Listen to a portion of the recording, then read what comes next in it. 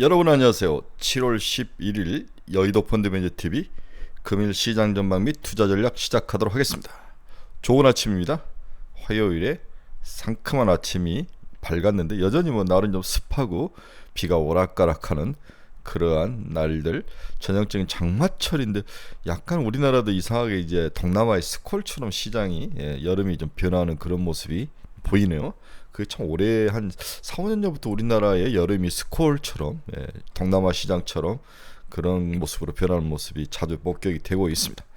어제 저녁에 이제 제발 오늘은 올라주라, 미국이 좀 반등을 해주라 간절히 기도를 하고 자는 거죠. 이제 천수답처럼 우리 인디안 기우제처럼 그렇게 하는 모습인데 오늘 그나마 약간 심리를 돌렸다. 어제 한국 시장도 심리를 좀 돌리는데 막판에 좀 무너지면서 여전히 약하구나 이런 모습이 나타나는데 오늘 미국 시장이 그나마 브레이크를 좀 걸면서 단기 바닥을 찾아가는 그런 모습이 나타났다. 그렇죠? 네, 그동안 너무 많이 오른 거에 대해서 시장이 쉬어가는 모습은 당연한데 생각보다도 둔탁한 모습으로 쉬어가는 모습이 좀 걱정을 했는데 이제 조금씩 브레이크가 걸리면서 단기 바닥을 찾아가는 모습.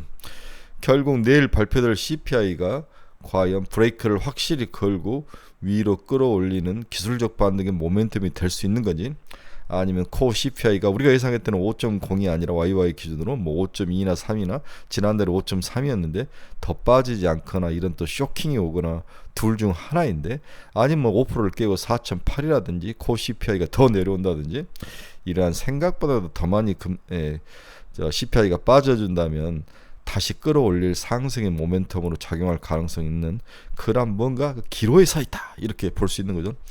어제 이제 중국이 충격적이죠. PPI가 마이너스 5.4% YOY로 이건 완전히 지금 중국은 디프레이션으로 가는 그러한 모습이 나타나는데, 한쪽은 인플레이션을 잡지 못해서 날리고 한쪽은 디프레이션으로 가는 모습. 그런데 여러분 생각해 보십시오. 지금 세계 경제가 이나마 버티고 있는 것은 CPI라는 부분으로 한정을 해보면, 만약 중국이 CPI로서 고 CPI로 헤맸다면 글로벌 시장은 박살이 났을 거예요. 그러나 중국이 이런 디프레이션이라든지 CPI가 생각보다 낮으면서 미국의 CPI, 높은 CPI를 어느 정도 밸런스를 맞춰갔기 때문에 그나마 인플레이션이면서도 주가가 올랐다. 그런데 만약에 중국의 돼지고기 가격이 2010몇 년인가 13년인가 그때처럼 막 치고 올라갔다면 글로벌 시장은 아마 지금 코스닥 1000에다가 코스피 1000에가 있을 거다 이런 생각이 맞을 건지도 모르죠. 강영현이나 이런 애들의 닥터 둠들의 생각이 맞을지도 모른다. 하지만 그나마 중국이 한쪽에서 이렇게 디프레이션으로 들어가면서 미국의 CPI를 받아주고 있다, 이렇게도 볼 수 있을 것 같습니다. 어느 한쪽이 행복이면 어느 한쪽은 불행이죠. 이게 글로벌 시장의 진리인 것 같습니다. 자, 금일 시장 전망 및 투자 전략 시작해 보도록 하겠습니다. 구독, 좋아요 많이 눌러주십시오.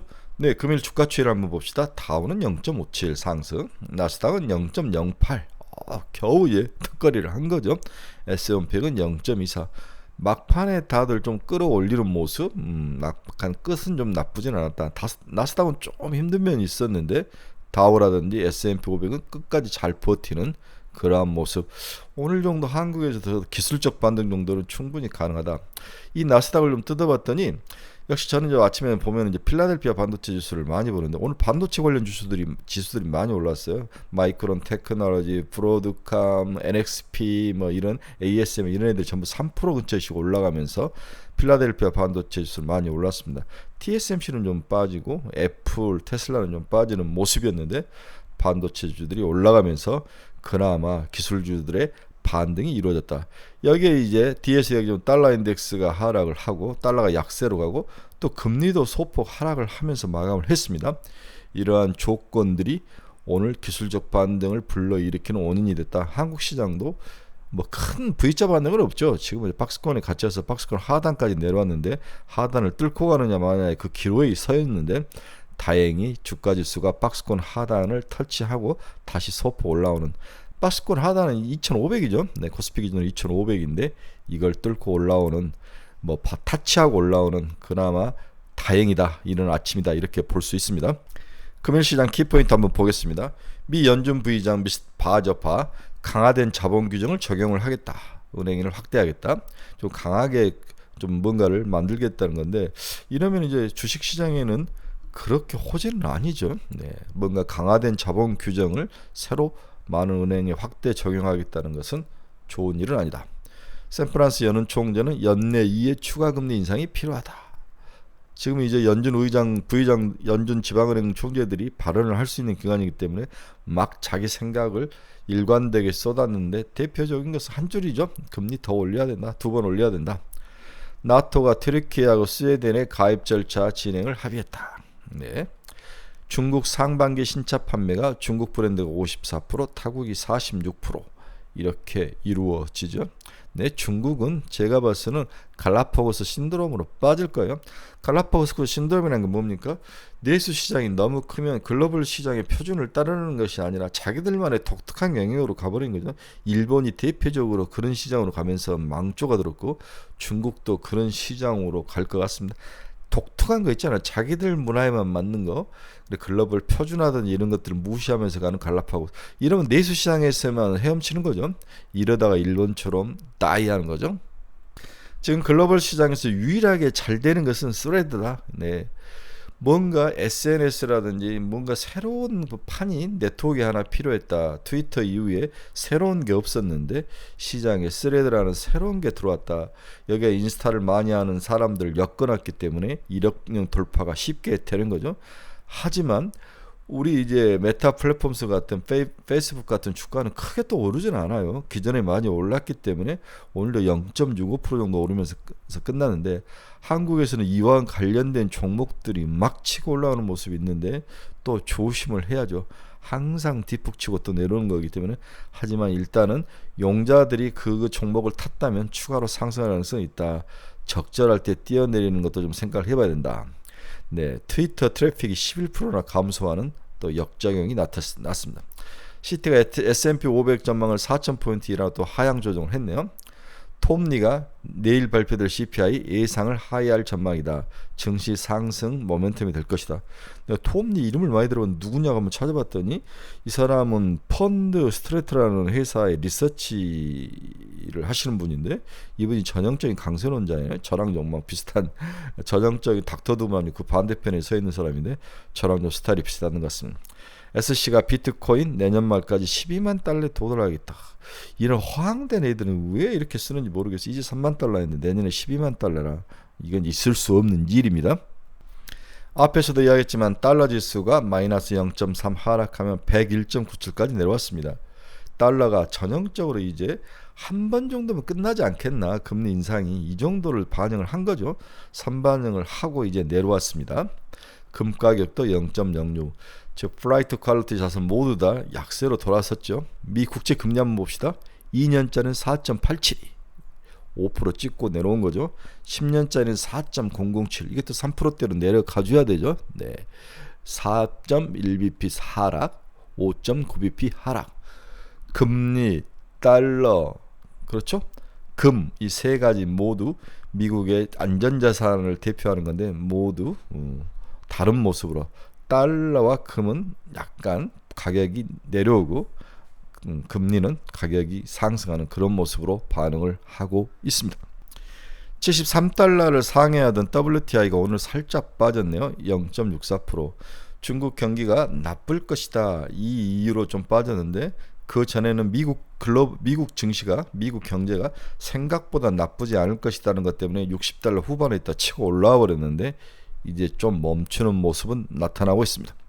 우리 테슬라 한번 볼까요? 1.84% 하락 269달러, 애플은 1.09% 하락 188달러, 엔비디아는 0.87% 하락 421달러. 빅테크 기업들은 모두 하락을 했는데 반도체 기업들은 반대로 잘 올라가는 그런 하루였다. TSMC 0.17% 하락, 마이크론 테크놀로지가 2.82%, 막판에 보니까 3% 넘게 상승을 했더라고요.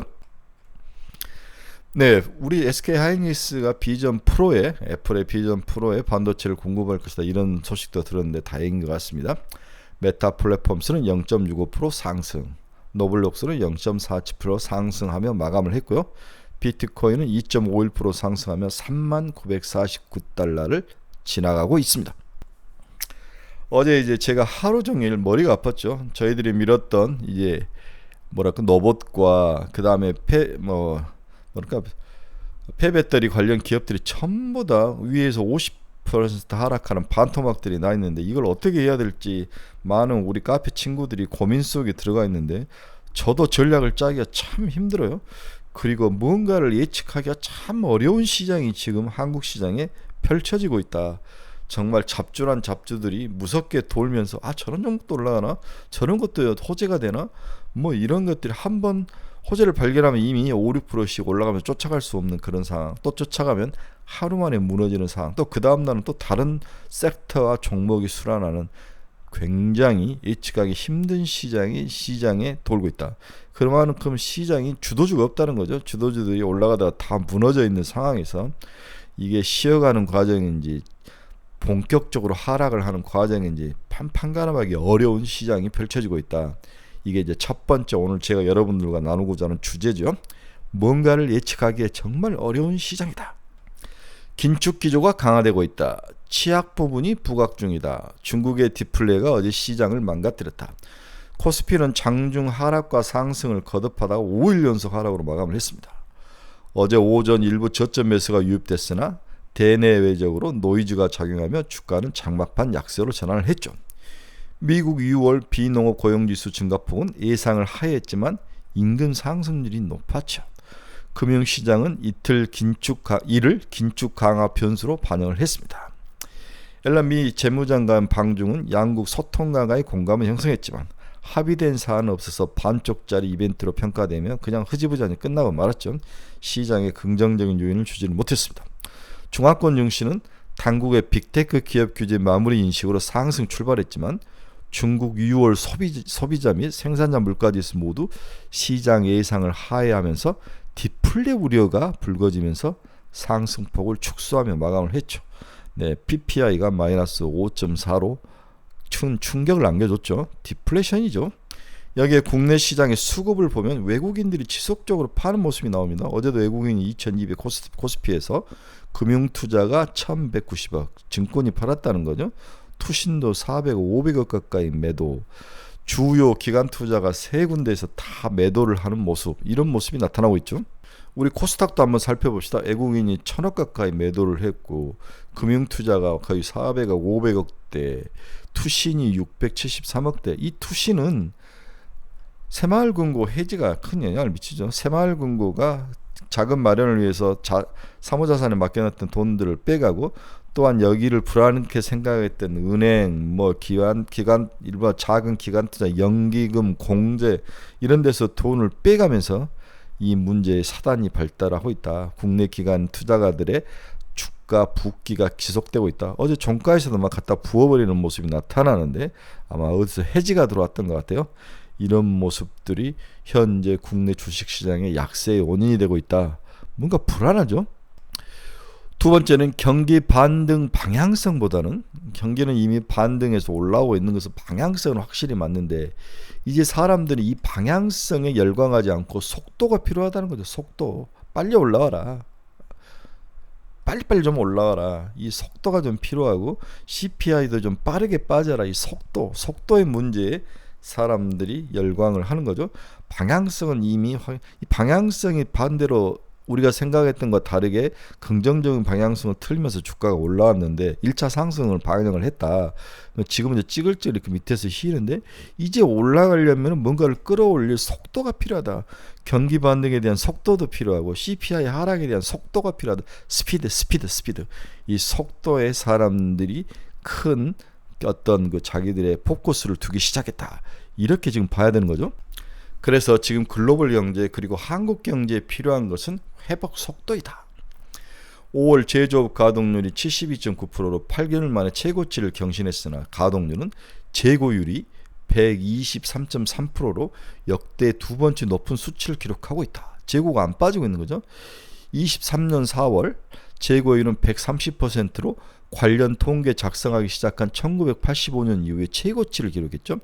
올 4월 재고율이 130%, 우리나라 제조업 재고율을 이야기한 거죠. 제조업 재고 순환지표도 마이너스 19.0%로 높은 재고율이 지속되고 있다는 것을 제품의 출하보다는 재고가 쌓이는 속도가 빠르다는 것을 의미하는 거죠. 네. 나가긴 해요. 제품의 출하. 상품에 대한 수요는 있는데 이거보다는 만들어내서 쌓은 재고가 쌓이는 속도가 훨씬 크다.